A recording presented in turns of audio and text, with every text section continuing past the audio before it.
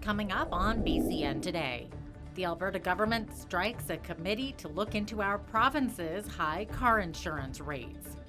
Plus, the Prime Minister pulling out all the stops to tackle the country's opioid crisis.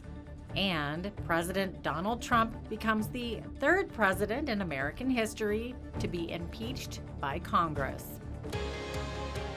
Your Canada. Your Southern Alberta. Your stories. From our studios in the heart of Lethbridge, it's BCN Today with Jeanette Roche. Hello, thanks for joining us. U.S. President Donald Trump has become the third American president in history to be impeached by the U.S. House of Representatives. The historic vote split along party lines last night. Trump is facing two charges: that he abused the power of his office and that he obstructed Congress. It's centered on whether or not he improperly sought help from Ukraine to boost his chances of re-election in 2020. The articles now go to the Senate for trial, where a vote of 2/3 is necessary for conviction. Trump has called the impeachment inquiry a witch hunt, a hoax, and a sham. It's no surprise that the Senate is already asking for additional witnesses and more documents and real evidence. The body of evidence is weak and woefully insufficient for impeachment. The Constitution begins, "We, the people of the United States." That's us. It's not we, the leaders of Russia, Ukraine, or China, or we, the Democrats, or we, the Republicans. It's we, the people of the United States, and all Americans, and only Americans, get to have a say in our elections. Donald Trump used the high power of the presidency to pressure a foreign nation to besmirch his perceived primary political opponent. He corrupted our elections and compromised our national security so that he could keep power. Not power for the people, power for himself. The last U.S. president to be impeached was Bill Clinton in 1998, who was charged with perjury. He was not removed by the Senate as president, and many political experts believe that Trump would not be removed either if he were impeached. Meanwhile, the start date for Trump's impeachment trial is unclear. House Speaker Nancy Pelosi refused to say yesterday when she'll send the impeachment articles against Trump to the Senate. Pelosi made her comments after Senate Majority Leader Mitch McConnell rejected a proposal to call several witnesses. McConnell says he is coordinating with the White House and is not an impartial juror. McConnell is denouncing the House impeachment of Trump as unfair. The governments of Alberta and Saskatchewan are urging the Federal Court of Appeal to defer to Cabinet's approval of the Trans Mountain Pipeline. They say Indigenous opposition shouldn't outweigh other public interests in the project. Alberta and Saskatchewan are acting as interveners at a hearing in Vancouver about whether Indigenous groups were meaningfully consulted during a new round of dialogue on the $10 billion project. The court has also heard from 4 Indigenous groups from British Columbia who argue the government already had an outcome in mind when they started engagement. An expanded pipeline export facility within our territory and within this part of the world does not make sense, given the risks that are being posed and the lack of meaningful respect by the federal government for the rights of the Squamish people. We will continue to challenge this and continue to challenge the federal government using our rights that are protected under the Canadian Constitution. That is what is asked of us as leaders by our people, and it's asked of us by future generations who are praying that we continue to stand up for the environment that we are going to hand down to them one day. The provincial government has launched a new advisory committee to look into reforming Alberta's auto insurance system. The 3-person committee will include a consumer representative along with a legal and medical expert. It will provide recommendations to the government on how to stabilize and reduce the cost of car insurance. The committee will also look into ensuring injured Albertans are still protected with the proper treatment and compensation in recovery. In a press release, Minister of Finance Travis Taves said, We know the auto insurance industry in our province is no longer meeting Albertans' needs. We pay some of the highest rates in the country. Our government is committed to addressing this problem and making necessary changes to automobile insurance. The committee will be chaired by Chris Daniel, who is in his second term as the consumer representative on the Auto Insurance Board.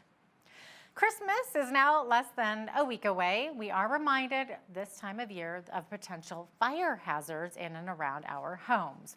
Troy Hicks, the fire prevention officer with the City of Lethbridge, says electrical fires are especially common around Christmas time. Electrical fires are huge. We do have a lot of them here in the city throughout the year. When you're using Christmas decorations outside, make sure you're using outdoor cords. Make sure you're not overloading your outlets outside, and just keep it safe. For using any lights or electrical devices inside, power bars are the safest thing to use. Once again, they don't allow you to overload the circuit create that heat. So use a power bar, make sure you're checking your electrical devices, your lights. If the wires are getting frayed or the plastic sheathing is getting broken, replace them. Hicks also discussed the importance of a fire extinguisher in your home and the proper way of using one. Most extinguishers you're going to buy, you're going to want an ABC extinguisher. Now that is a fire extinguisher that will put out any ordinary combustibles, any flammable liquids, or any electrical fire. Very easy to use. If you have one at home, have a look at it. You want to make sure if you have a pressure gauge, it is in the green, not above or below. In the green means it's ready to go and it should be good to go. You want to make sure you have a seal and a pin. That will keep it all safe. To actually use the extinguisher, you want to be 8 feet away from what is burning. If at a distance of 8 feet, you can really feel the heat in your face or taste that soot in your mouth, the fire's too big. Even with an extinguisher, you need to evacuate. Call 911 to get the fire department there as quick as you can. But if at that distance you feel safe to do so, it's very easy to use. You want to use the acronym PASS, P-A-S-S. The P is very simple. You want to pull the pin. Just give it a twist. The seal breaks very easy. The A is you want to aim. And where you aim is the base of the fire. That is what's burning. That's where you want to start. Your first S is you want to squeeze the handle. And your second S is you want to sweep from side to side. Some useful information there. Stats Canada says there are around 24,000 house fires annually in our country, resulting in 377 deaths and more than 3,000 injuries each year. A new partnership between the Blackfoot Confederacy and the University of Lethbridge and the MasterCard Foundation to tackle education barriers and to create new job opportunities for Blackfoot youth was announced Wednesday in Brockett. As Loris Alexander explains, it's an initiative that will see $15 million being invested over the next 5 years. I think the key pillars are, when they were mentioned, education and employment, economic development pathways. I think, you know, part of me just sort of jumped up with excitement. The initiative will create new opportunities for Indigenous, primarily Blackfoot youth, to access education and supports for employment and economic inclusion. We're going to, number one, provide an opportunity for our young people. But I think number two, I think it provides that format and that forum that we're able to partner with an organization like MasterCard Foundation. The initiative will also support the U of L in its commitment to reconciliation. I think the open door policy with the University of Lethbridge will probably get our young people to get that mindset about post-secondary. The university has always supported me in anything I wanted to do. So I want to support the university in anything they want to do. And also, just for them having the Native American Studies program available for me, that's what helped me get through university. Because there's that place that I could have an identity and a place that I could grow. And that's what I'm hoping for the future people, is to have that more relationship, more open relationship. For Bridge City News, I'm Loris Alexander. The opioid crisis rages on in many communities across Alberta. Some of those are making huge strides in breaking the cycle of addiction, including the Spirit Home Detox Center in Standoff. While the facility only has provincial funding for 6 beds, the Detox Center takes care of 20 to 25 patients at a time. The group's director, Jason Aubry, says In November of 2018, they had 58 overdoses to deal with, but last month, that number dropped significantly to just 15. This month, only 5 overdoses. Last year around this time, there were 30. Aubrey says they have helped others outside of the Blood Tribe to detox, including those from Treaty 6 and Treaty 8. Meanwhile, Prime Minister Justin Trudeau says Canada's opioid epidemic requires a complex solution, and just decriminalizing opioids is not the answer. Trudeau told the Canadian press that he wants to use every possible lever to combat the crisis, including giving doctors more tools around what they can prescribe and creating more supervised consumption sites. But he says that's more difficult in places where people are leery of supervised sites, particularly in provinces headed by staunch conservative governments. I think the approach on harder drugs needs to be different than just legalization. I think we have certainly allowed for a little more flexibility around medical approaches, around what doctors can prescribe as alternatives. We've moved forward significantly on safe consumption. We understand, and we've given more supports to frontline workers and are trying to help the families who've been devastated by this terrible opioid epidemic, the very real challenge of meth as well in certain parts of the country as well, and we're going to keep working on that. We put a proposal in our platform around moving to drug treatment courts as opposed to just sort of straight criminalization. So I think there are lots of tools we are looking to use that don't involve decriminalization of hard drugs, which I'm not in agreement with, but that are going to try and diminish the terrible impact on far too many Canadians of this opioid epidemic. 3 men have been charged following a bike chop shop raid in North Lethbridge. Police found stolen bikes valued at over $5,500 and tools at around $6,000.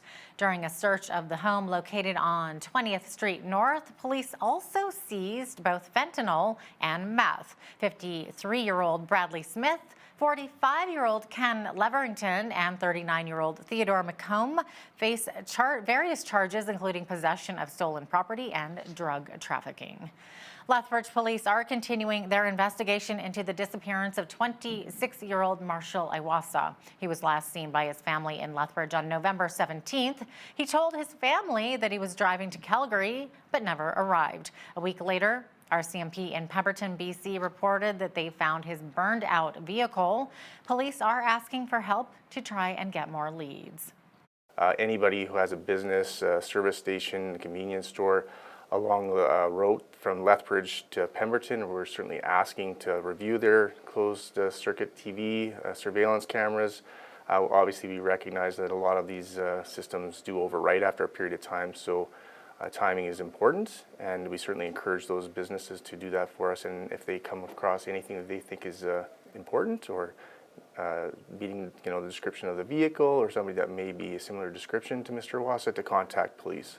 A person was sent to hospital following a collision between a train and an SUV near Tabor Tuesday night. EMS were called out to the intersection of Highway 3 and Range Road 16-1 around 8 p.m.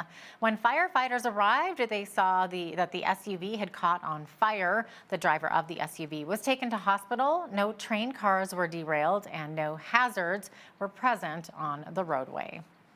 Edmonton police are warning the public about a convicted violent sex offender who's been released into the community. Gregory Andrew Campbell, who is 59, will be living in the Edmonton area and will be supervised by probation officers and monitored by police. Police say Campbell has a history of violent behavior, including assault, spousal assault, and sexual assault that has resulted in serious personal injury and death to his victims. They say his risk for violence increases when he's under the influence of alcohol and that he's been known to carry weapons. When January 1st rolls around, we'll not only be shouting Happy New Year, but we'll also be paying a new federal carbon tax. The Trudeau Liberals made the announcement that Alberta will be paying the tax federally after the UCP government repealed the provincial carbon tax. Calgary Tory MP Michelle Rempel-Garner says the carbon tax is nothing more than a tax grab.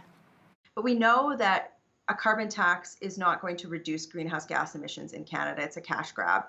And you're right to say that this is about everyday Albertans and Canadians and their, like how much we're paying. And I think that this is bad public policy that the Liberals shouldn't be allowed to run roughshod with.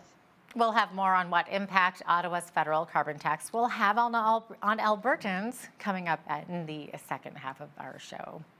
The federal government is going to be decreasing the carbon tax rebates for 3 provinces that have not adopted carbon pricing models that meet federal regulations. The Trudeau Liberals added Alberta to the mix after the UCP repealed the previous government's consumer carbon tax. The biggest drop in rebate will be in Saskatchewan, where a family of 4 will qualify for rebates totaling $809 in 2020. That is a drop from the $903 that was projected this year. A family of 4 in Alberta will see a rebate of $888 next year. In Manitoba, the rebate goes from $499 to $486. And in Ontario, the rebate will be $3 lower to $448. British Prime Minister Boris Johnson's Conservatives have announced several dozen pieces of legislation as Queen Elizabeth formally opened a new session of Parliament. Today's speech, traditionally written by the government and delivered by the Queen on a golden throne, includes a Brexit bill to take Britain out of the European Union by January 31st. It also includes commitments on healthcare, crime, and infrastructure. Another mild day in the city, and the mercury will be climbing even more to double digits this weekend, but wind gusts have been a little horrendous. Complete weather details are coming up after the break. Stay with us.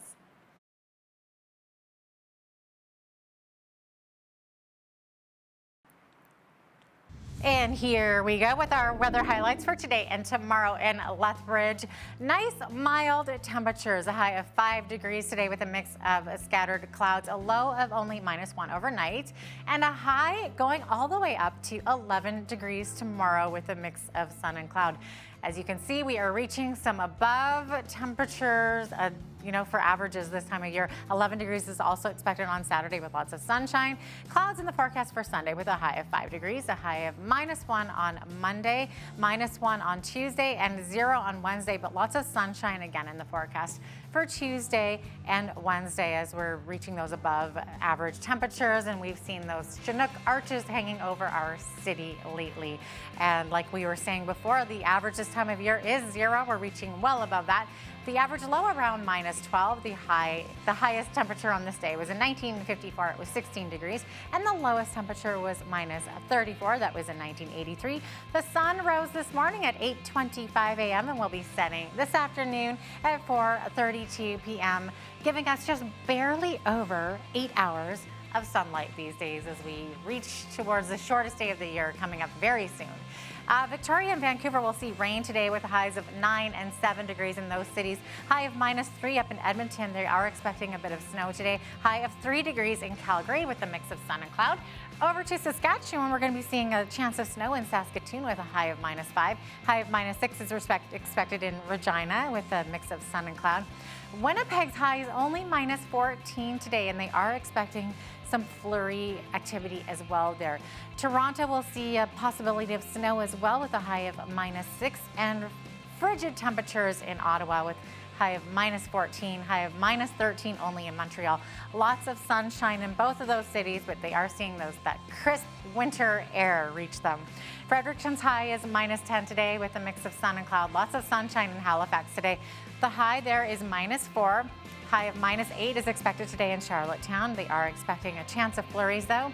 And a high of -3 in St. John's, Newfoundland with a mix of sun and cloud. That's your forecast. Here's a look at what's happening in your community. Here's your Brit City News Community Calendar.